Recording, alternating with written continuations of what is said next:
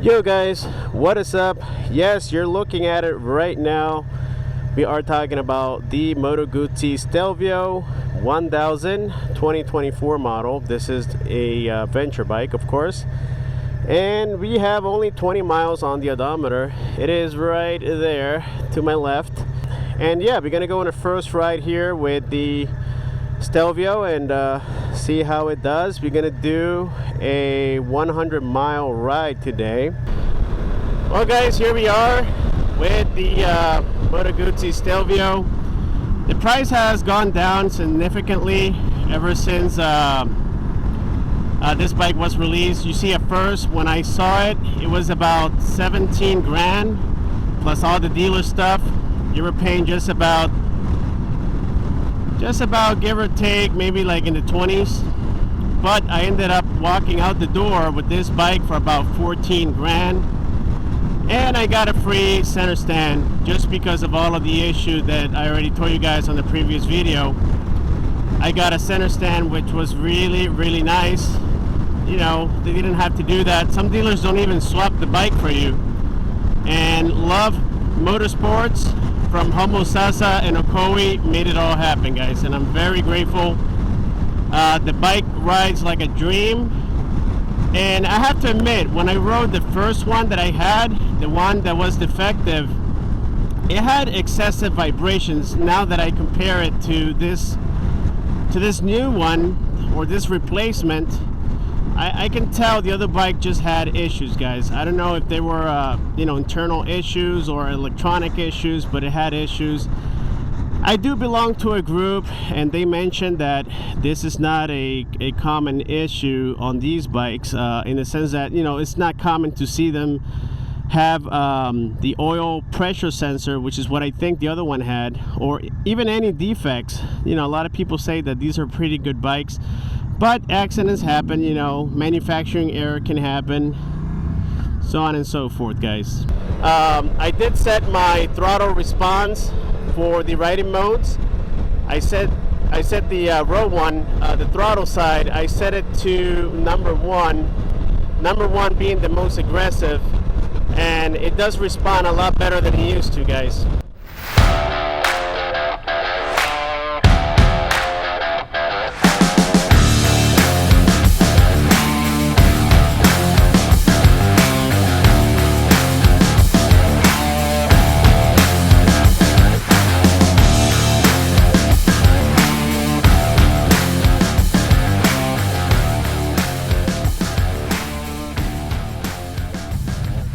It is a super quiet bike, and you can definitely hear that. It's not a very rumbling bike, but that's because we have the stock exhaust.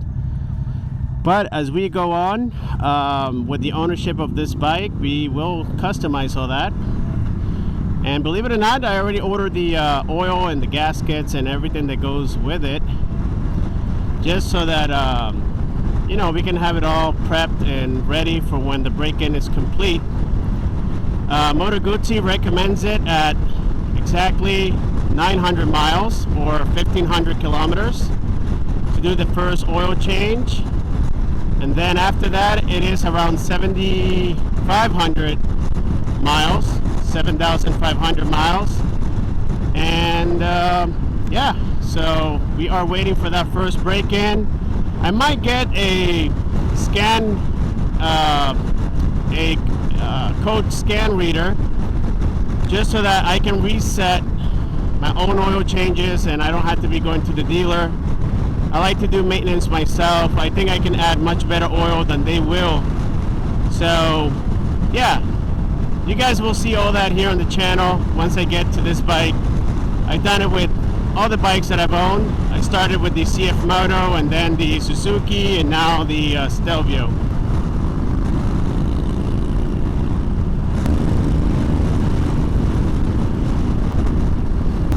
Another observation has to do here with the windscreen. There's a lot of wind right about this height right here, so it's hitting the top side of my helmet. So yeah, the windscreen has to be upgraded, guys, for sure.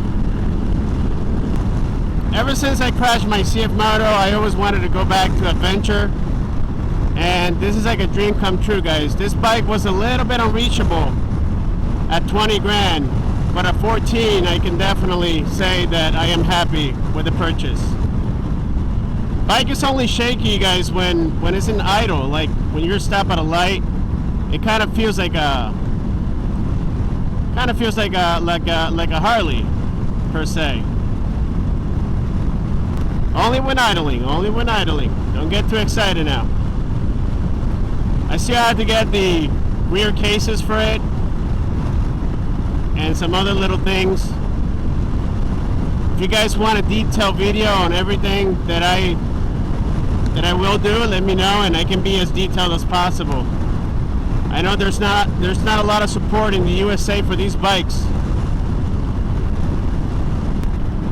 To activate the cruise control, you had to flick this to the left here, hold it for like 2 seconds, and then once you get to the desired speed, you do it once, and then after that you go up to increase and down to decrease. Here we go with the quick shifter. See, after third, it's kind of like clunky, but then fifth and sixth is actually very nice. And so far she's behaving great. I still have 152 miles of range, so it's not really a dragon when it comes to fuel. It's actually not that bad. I mean, I'm loving this bike, guys. I'm telling you, this is like, I won't say it's my dream bike. My dream bike will look something like, I don't know, maybe like a badass Harley or maybe a Ducati or even a BMW. But for the price, for what you're getting, and how it feels, this thing is amazing. On the seat side, well, I've been riding now for about an hour, 10 minutes maybe, and it's getting a little uncomfortable. But most people will say that I have to break in the seat first of all, and second, it is never recommended to ride for so long. I mean, usually people take a break around that time, an hour, hour and a half. So yeah, I mean, I'm not complaining about the seat yet. I'm just saying that maybe I need to give it a little bit more time before we can judge it. And knowing me, I'm probably going to contact Sargent and see if they want to do another collaboration like they did with the Suzuki. And yeah, let's see how that goes, guys.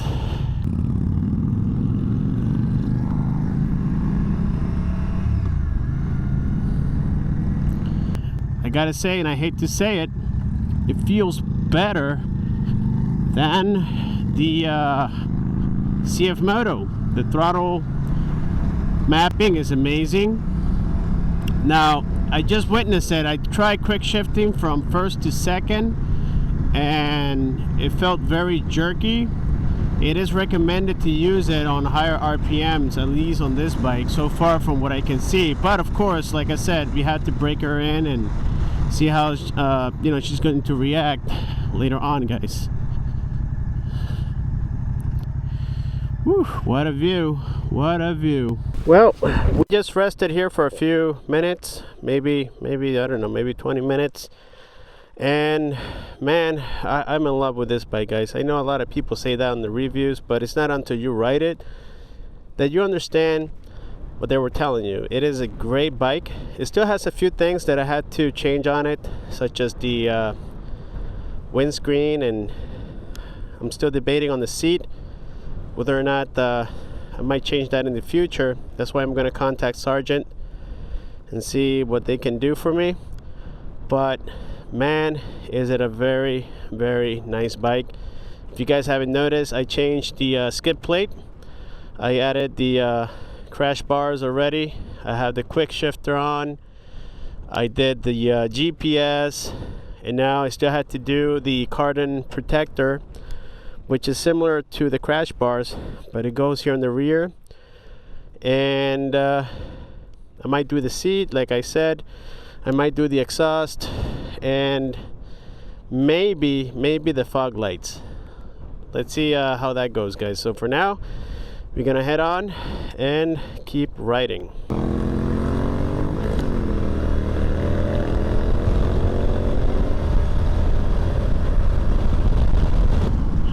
Also, a lot of people mention that when you accelerate in the corners, it likes to throw you off.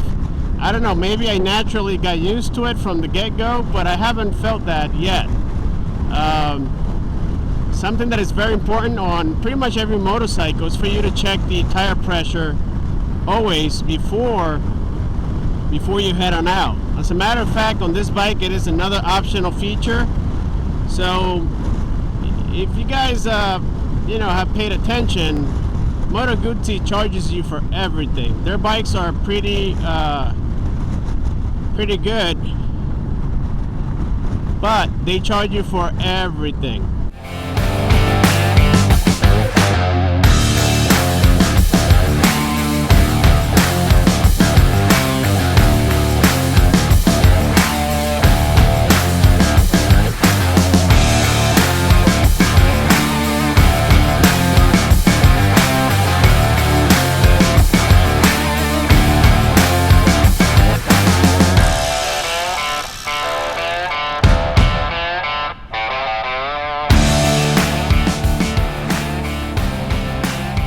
We made it here to Good Spirits.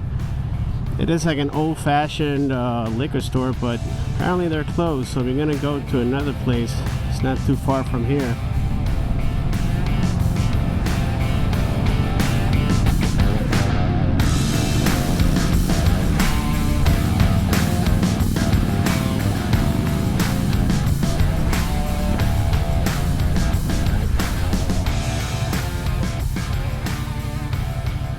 Hungry!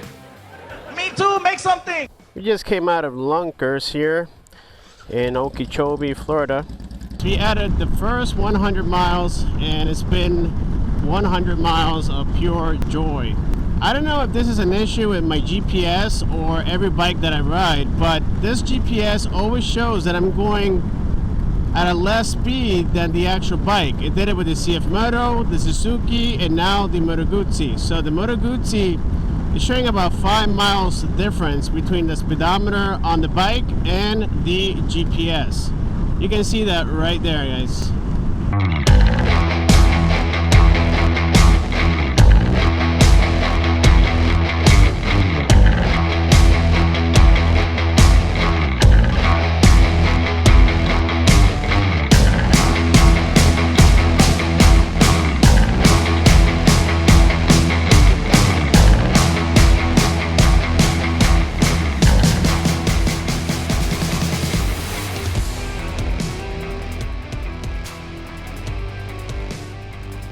It had the gas from the dealer. So I had 2 bars. You see I go by that little indicator. So I had 2 bars before refueling. I never like to leave it all the way to empty.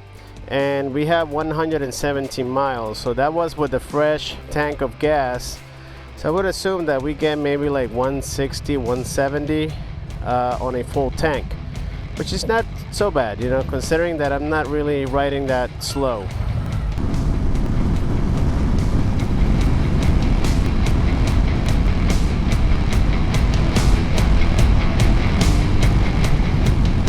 Just another observation, when you are at a stoplight, the temperature seems to increase a little. Even though the fan kicks on, it is a little bit more than half. But besides that, everything else is pretty normal, guys. 142 miles already. My buddy here was asking about a little kind of like whistling noise the engine makes, and I told him that's totally normal.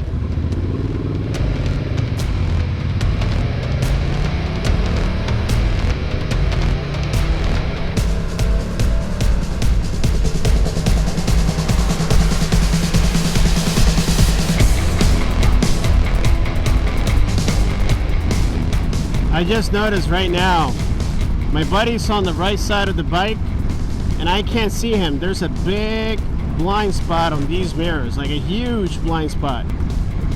On my Suzuki, that's not the case. It's actually very nice, and you get a nice wide angle as well.